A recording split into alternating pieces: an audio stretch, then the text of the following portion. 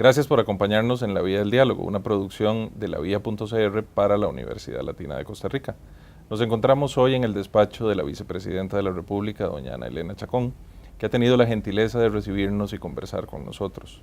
Doña Ana Elena, muchas gracias por estar con nosotros. Encantada de recibirlos, esta es la casa de todos ustedes. Muchas gracias. Y sobre todo encantada de poder dialogar un poco sobre lo que hemos hecho en esta administración, que no siempre tenemos esta hermosa oportunidad.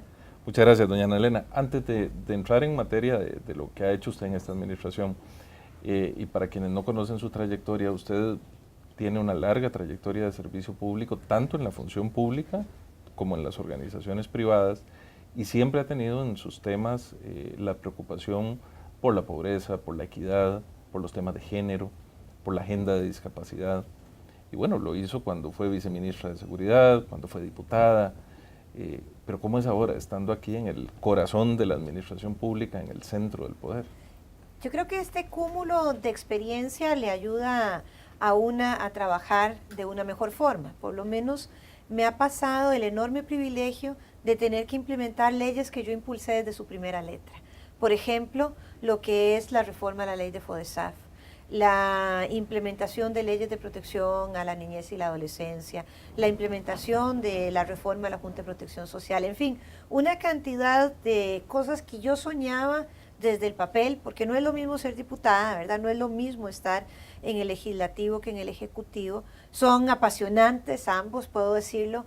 Yo siempre me he enamorado de los trabajos que he tenido porque me gusta la transformación. En una es de la transformación desde el marco legal y en otra es la transformación desde poner en práctica esos sueños que uno ha tenido con anterioridad. La verdad es que yo empiezo a trabajar en la función pública de forma de honor como en el año 91, cuando ingreso al Consejo Nacional de Rehabilitación y Educación Especial. En aquellos años, pues el Consejo no era el ente rector en materia de discapacidad, era un ente adscrito al Ministerio de Salud y había que hacer un cambio paradigmático muy grande de aquella visión de caridad hacia las personas con discapacidad que nos habían inculcado en Teletón, en donde entre más discapacidad tuviera había que darle más dinero para que esa persona saliera adelante en lugar de basarlo todo en los derechos que como seres humanos tenemos intrínsecos, y luchar por muchos años en esa institución desde su junta directiva y luego 5 años consecutivos desde su presidencia en transformar una visión y un paradigma de la lástima a los derechos humanos, porque en aquellos años no teníamos normativa en educación, no teníamos ley 7600, en fin, poner sobre el tapete un tema que me movía muchísimo como madre, y a madre de una persona muy pequeña en aquellos años, ya hoy es una adulta, y empecé esa lucha por los derechos humanos. Lo que pasa es que cuando usted abraza los derechos humanos, los abraza a todos. No abraza lo de los chiquitos, no abraza los derechos humanos exclusivamente de los rubiecitos o de los negritos, los abraza de los seres humanos. Y eso significa entender la dignidad que debemos de luchar porque cada uno de esos tengan. Y eso me lleva a ser una activista realmente que yo creo que dábamos miedo en algunos años, amenazábamos con inmolarnos frente a la puerta del ministro de Educación porque nuestros hijos no podían ir a la educación regular. Y así fui transitando por diferentes puestos en la administración pública, también en el gobierno de Miguel Ángel Rodríguez fui la directora del Triángulo de Solidaridad, un programa y estrategia de lucha contra la pobreza, transparencia y descentralización que me enseñó muchísimo, y ese cúmulo de experiencia realmente pues ha sido para mí una gran ventaja para venir a tener la coordinación del sector social en la administración de don Luis Guillermo. Porque no es sencillo, doña Ana Elena, ahí hablábamos antes de iniciar la entrevista, muchas veces hay trabas propias de la naturaleza de la administración pública, ¿verdad? Y que en el afán siempre de respetar la transparencia y los procesos legales, a veces se topan dificultades muy importantes en poder echar adelante las cosas que se quieren, sobre todo con el tiempo que hay. ¿Ha sido eso un obstáculo importante para usted?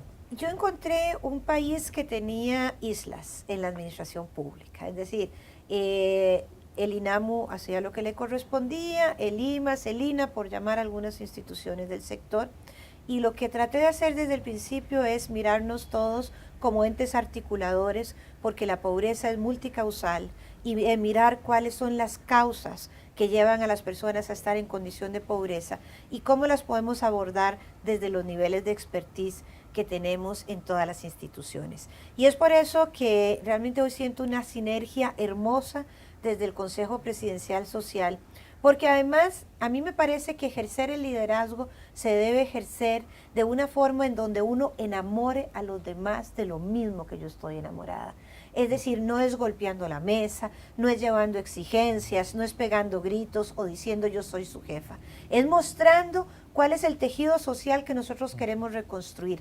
Es enseñando cuál es la Costa Rica que nosotros queremos tener un colchón histórico así para seguir recostándonos en nuestros triunfos y conquistas sociales. Es realmente enamorándonos todos de esa construcción. Y esa ha sido parte un poco de mi trabajo y creo que en general he tenido el privilegio de conocer o de trabajar con personas que ya conocía que son absolutamente extraordinarias. Pero claro, no he estado exenta de tener personas que no quieren que esto ocurra, de otros que quieren seguir atendiendo, por ejemplo, la pobreza desde un escritorio y no desde las casas de las personas en condición de pobreza, o que realmente quisieran que en este país siguieran habiendo la misma cantidad de personas en condición de pobreza con tal de no darle un rédito a esta administración. Porque han de saber que los odios y los celos en la política son más grandes que en el amor. Sí, ¿verdad? Es sí, muy complicado. Es muy complicado. Doña Ana Elena, en algún momento se especuló la posibilidad de que usted se pudiera sumar a la lucha electoral con miras al 2018. Y recuerdo que en las declaraciones que usted dio, decía que usted quería quedarse al lado del presidente, terminar esta administración y consolidar precisamente los proyectos sociales y particularmente lo que tiene que ver con combate a la pobreza. ¿Por qué es tan importante para esta administración ese proyecto y para usted en lo personal? Bueno, para mí siempre ha sido un tema de ética. Si usted realmente quiere hacer buena política pública, tiene que poner la mirada en aquellas personas que no comen 3 platos de comida al día en un país como Costa Rica, que debería ser inaceptable. Cuando tenemos un fondo de asignaciones familiares que destinamos el 2% del PIB a la atención de programas sociales, cuando tenemos un 8% del PIB que va para educación, cuando tenemos un 7% del impuesto de las ventas que va para el Patronato Nacional de la Infancia, es decir, tenemos una institucionalidad hermosísima gracias a quienes nos han antecedido en la buena política social del país. Pero para mí el tema era cómo pasar de hacer un programa asistencialista a un programa de movilidad social, en donde la articulación, las sinergias y el tratamiento digno para las personas que se encuentran en esta condición fuera una prioridad. Sí, yo sé que siempre se habló de la posibilidad de que yo pudiera salir a una candidatura presidencial. Eso nunca pasó por mi deseo. Simple y sencillamente la gente especulaba sobre eso. Primero que todo, a mí me llama Luis Guillermo Solís a que lo acompañe en su fórmula presidencial y yo le dije que sí, y yo no le dije que sí por 3 años o por 2 o por lo que fuera, sino que hasta que él lo decidiera. Y para mí la palabra del presidente es fundamental.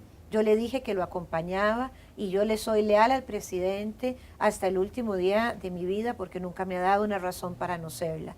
Y si él no ha tomado otra decisión en este momento de que yo lo deje de acompañar en este proceso, pues yo no lo voy a dejar de acompañar. Además, yo siempre he pensado una cosa, yo no puedo usar mis puestos como trampolines, estar brincando y ver qué veo más allá y luego lo hago. Yo me enfoco en hacer bien lo que es el mandato y estoy por segunda vez en mi vida con un mandato constitucional electa por el pueblo costarricense. Lo fui como diputada y ahora lo soy como vicepresidenta. Y cuando yo fui diputada, dije e hice lo que creía que era necesario para la defensa de los derechos humanos. Y no eran temas populares, era todo lo contrario.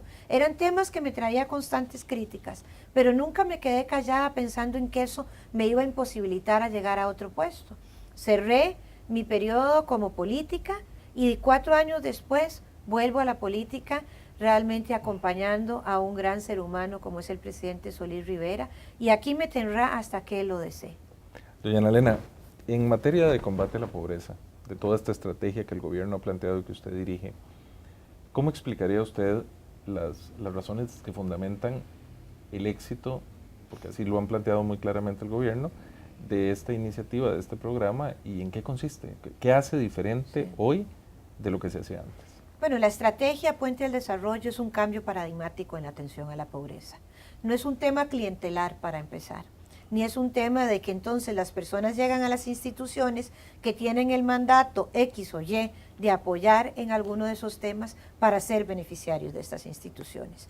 Nosotros rompimos todos los esquemas y ahora tenemos una figura que se llama cogestor social. El cogestor social encuentra a las personas en condición de pobreza basados en los mapas que georreferencian las unidades estadísticas mínimas de cómo se encuentran las condiciones de vida de estas personas en 76 distritos que concentran más del 58% de la pobreza extrema en el país.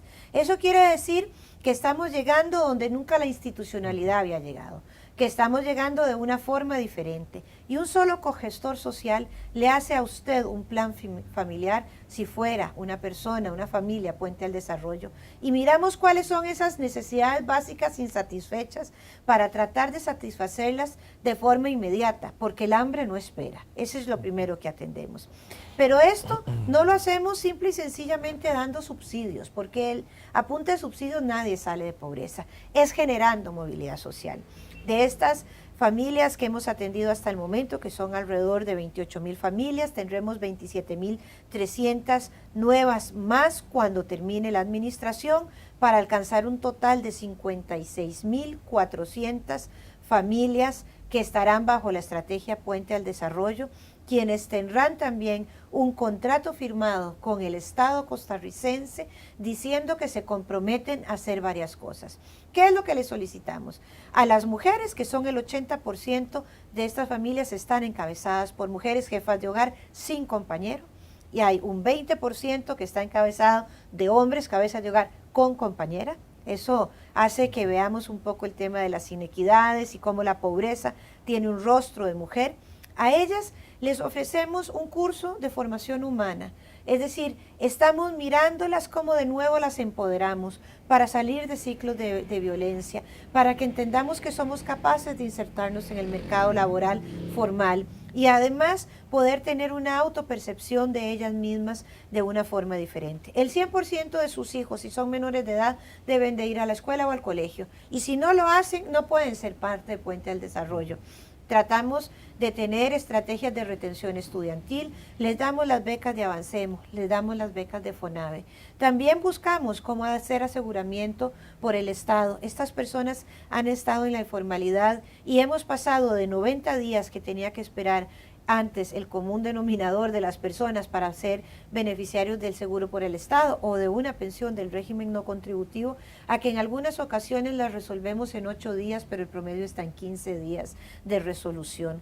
Es decir, usamos los mismos recursos, los mismos programas, pero los articulamos y los atendemos de una forma mucho más humanizada. Esto hace que hoy el país haya bajado la pobreza, pero no la bajó porque tiene un subsidio y la medimos por ingreso, y entonces ya tiene más de $1.25 al día o de $3.50 al día, dependiendo si es pobreza extrema, 1.25, y si no es pobreza extrema, pero pobreza, $3.50, sino que miramos con el IPM, que es el índice de pobreza multidimensional, cuáles son estas causas de la pobreza, que son 19 indicadores que nos dicen: soy pobre por mis pocos años de escolaridad. Entonces hay que trabajar. Soy pobre por la carencia de una vivienda digna, hay que trabajar eso, o porque no tengo acceso al agua potable, o porque no estoy en el mercado formal. Y no estoy, ¿por qué? Por razones de cuidado. Y ahí el 99% de quienes nos responden que no tienen trabajo son mujeres. Entonces, no hay que ser muy brillante para entender que un sistema nacional de cuidado para los niños, las niñas, las personas adultas mayores y las personas con discapacidad es la base del desarrollo para todas estas mujeres, para que puedan de nuevo estar en la formalidad. En fin, es una estrategia hermosa, es una estrategia que demuestra resultados, es una estrategia transversal en derechos humanos y también con un enfoque género. Doña Ana Elena, si usted tuviera aún, no siempre es sencillo, porque evaluar algo que uno está haciendo y que está en desarrollo. Sí, claro. Pero si le preguntáramos qué cosas cree usted que hay oportunidad de mejora, aún siendo joven la experiencia, con miras a que pueda consolidarse en el corto y en el mediano plazo. Sí, bueno, lo primero que hay que decir es que todo mejoraría mucho más si tuviéramos más recursos. Si realmente pudiéramos tener la responsabilidad dentro de nuestros diputados y diputadas, a quienes con mucho respeto lo digo y también respetuosa de la división de poderes, comprendiéramos que este país tiene que superar una discusión de más de 25 años de tener recursos frescos para inversión en infraestructura, recursos frescos para inversión en materia social. Lo segundo es poder realmente continuar enseñando a las instituciones a trabajar con las personas en condición de pobreza extrema. Me di cuenta que muchas no lo sabían hacer, aunque venían trabajando con personas en situación de vulnerabilidad. Por ejemplo, en un curso que da alguna institución en un lugar del Caribe, el primer día habló sobre cómo debían de ir vestidas las mujeres a ese curso. O sea, no saben que realmente no todo el mundo tiene un closet para escoger si voy formal, informal, si voy... Sí, lo que tenemos es una economía de subsistencia y hay que ir como están y quererlas como son y buscar que mejoren. Entonces, es entendernos, ¿verdad?, de cómo trabajar con estas personas que han estado históricamente tan abandonadas, es otro de los grandes desafíos. El siguiente también es comprender que la pobreza no es una cosa exclusiva de Limas. El Instituto Mixto de Ayuda Social, y hoy en esta administración que tiene también un rango de ministerio, que es el Ministerio de Desarrollo Humano e Inclusión Social, que voy a hacer el paréntesis, no es el Ministerio de Bienestar y Familia, como lo era anteriormente, porque esto tiene un paradigma muy diferente. El tema de bienestar, que es absolutamente de patriarcal, de subsistencia y también, por supuesto, de nada más dar subsidios, a hablar de desarrollo humano. Ese es nuestro enfoque, es el desarrollo humano. Y no todo lo puede hacer el IMAS. Tiene que haber muchas otras instituciones que también trabajen y por eso hemos dicho que puentes somos todos. Usamos camisetas diciendo puentes somos todos y la estrategia Puente al Desarrollo la componen muchas más instituciones que el IMAS. Doña Ana Elena, una de las preocupaciones que usted señala o de las oportunidades de mejora es precisamente garantizar que las instituciones continúen, como usted nos decía, atendiendo a las personas como tales. ¿Cómo lograr eso una vez que el equipo que hoy está a cargo de esta tarea en el gobierno ya no esté? ¿Cómo garantizar sostenibilidad de esa estrategia? Claro, una de las cosas más importantes es que las familias que hemos trabajado bajo esta estrategia, que llegarán a ser en número de personas, unas 220,000 personas, ya saben cómo es el trato digno. Y yo tengo muchísima esperanza en que la ciudadanía nunca se permita volver a un enfoque clientelar, volver a un enfoque en donde tengo que hacer fila desde las 4 de la mañana en una institución para ser maltratado en muchas ocasiones de forma verbal por aquella persona que me está atendiendo, volver a tener que tener una carta del diputado de turno, del alcalde o de cualquier otra persona que tenga niveles de liderazgo, que para mí son muy respetuosos, pero que esa era la costumbre, usted y yo lo sabemos, y de quien estoy hablando también lo saben, para ser atendidos de forma digna. En realidad es dejar el capital humano instalado. Doña Ana Elena, en la perspectiva de que en alrededor de 10 meses ya usted estará por dejar este despacho y volverá a la vida civil con horario normal y vida de familia probablemente que ahora no tiene, ¿cómo mira o cómo se mira usted en ese contexto la posibilidad de seguir con estas ideas que tanto le apasionan, que como nos decía al inicio, la han enamorado una vez más? Claro, a ver, yo no me puedo mirar nunca sin dar una lucha. Y para eso he trabajado también en ONGs y en diferentes organizaciones luchando por los derechos humanos, por la dignificación de los seres humanos. Yo no sé qué me espera el 8 de mayo del 2018, probablemente a las 3 de la tarde empiece a mandar currículums para buscar un trabajo. Y me iré con varias cosas importantes para mí, sabiendo que dejamos un país más digno del que encontramos, un país donde la gente se siente que tiene un lugar. Hemos trabajado, por ejemplo, un trabajo hermoso con una población que quiero tanto, como son las chicas trans. Yo sé que ellas pueden venir a esta casa presidencial, entrar por la puerta principal, venir a este despacho y nos hablamos de tú a tú. y que hemos hecho un trabajo por el reconocimiento de su nombre y de también de su condición de seres humanos, respetando toda la diversidad que pueda haber en la diversidad sexual de las personas. He trabajado porque las personas con discapacidad tengan un empleo formal, por pasar de una educación especial a una educación inclusiva, porque entonces no sea extraño entrar a una oficina y encontrar una recepcionista que tiene síndrome de Down y que le dicen que le puedo atender, señor. Hemos trabajado en reducir la pobreza, en reducir las brechas de género, en políticas específicas para personas indígenas y para personas afrodescendientes. Entonces yo me voy con esa satisfacción de que nadie en la sociedad durante la administración Solís Rivera pueda sentir que sobra en esta sociedad o que no es merecedor de un trato justo e igualitario. Y eso para mí es muy importante. Esa sin duda es una lucha de las más complejas y de las más desafiantes que existen, y usted lo sabe muy bien. Hay mucho enemigo de esas ideas, de esos planteamientos, y todavía existen muchas personas que se oponen de manera feroz a esas posibilidades. Sin embargo, como usted dice, ha habido cambios muy importantes.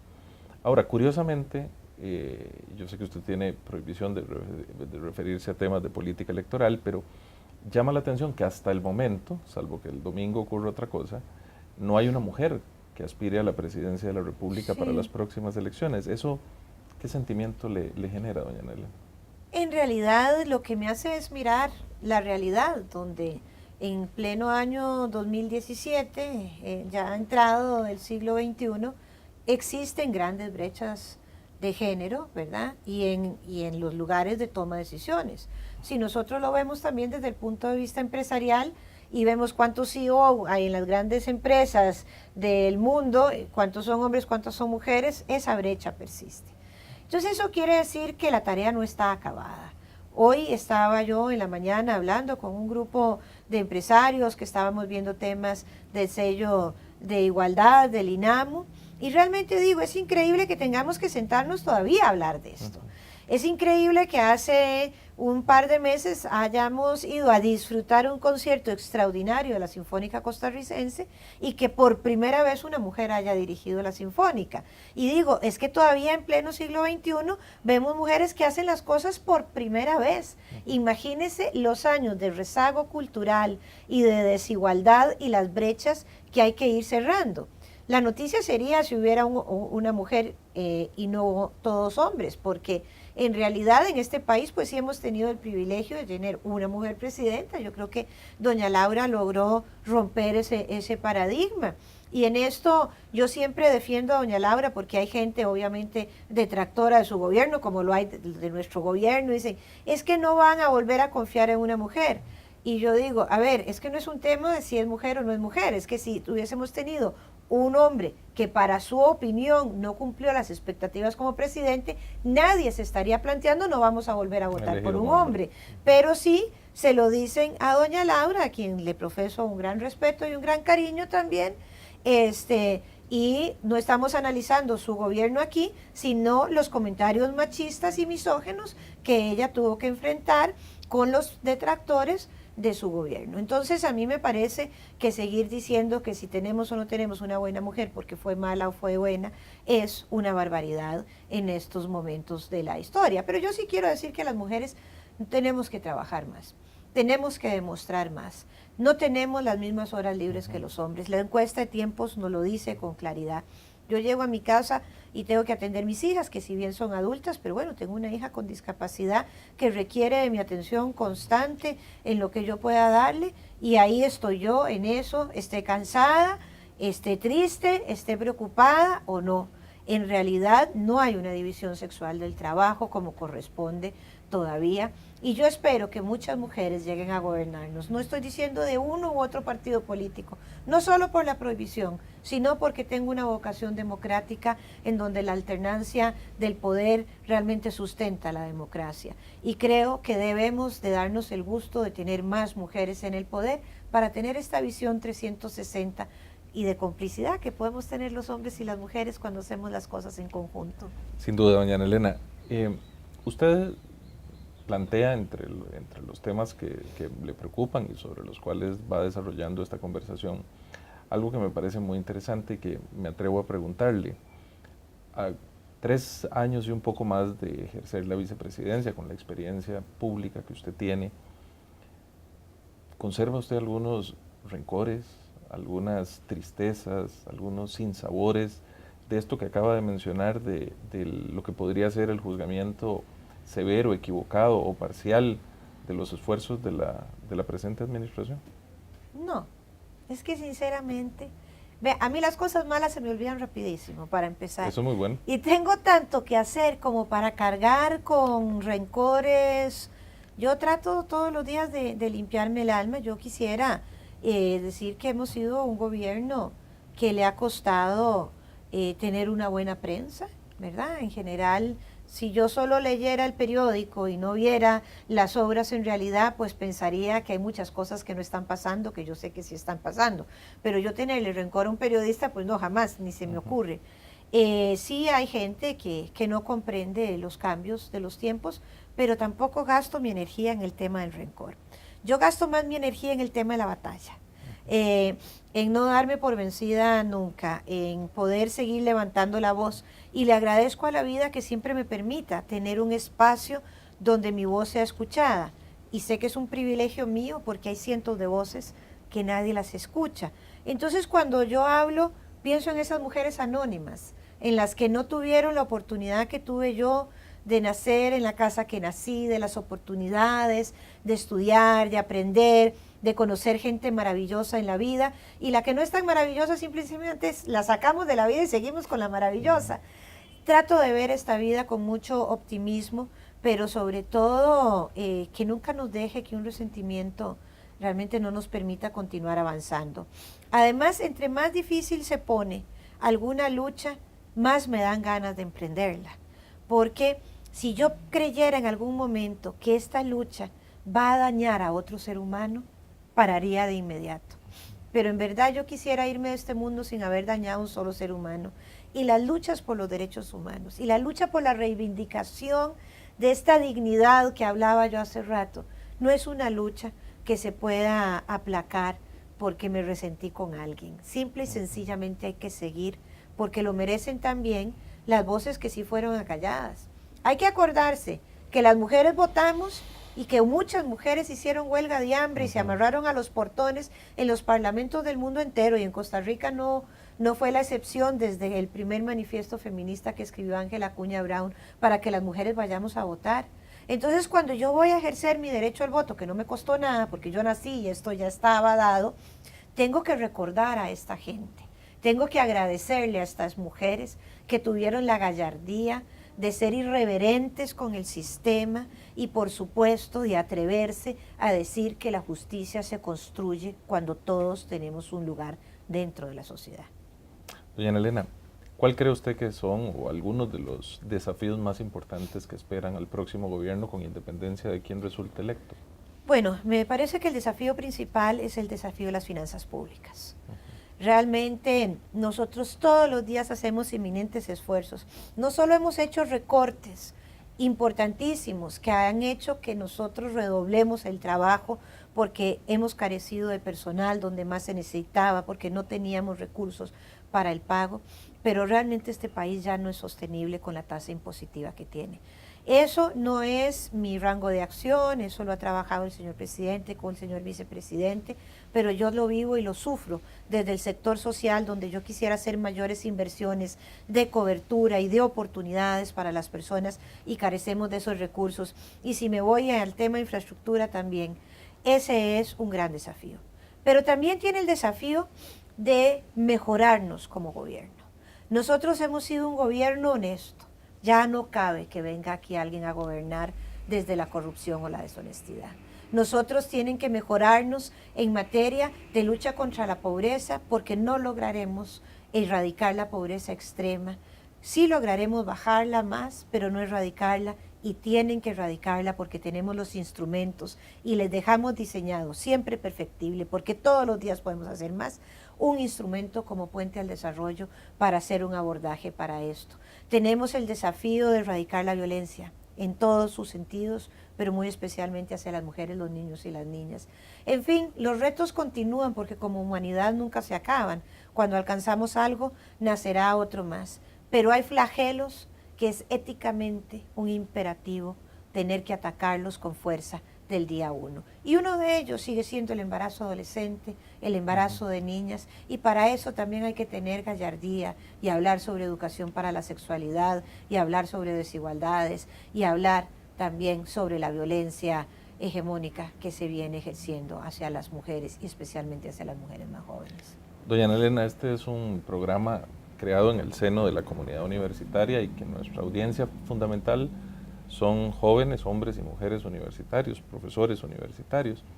Yo quisiera pedirle para ellas y ellos un mensaje suyo como vicepresidenta, como mujer que ha ejercido el liderazgo con tanta claridad sobre el tiempo que viene y los desafíos que tenemos como personas. Claro, no hay nada mejor que desafiar a la juventud.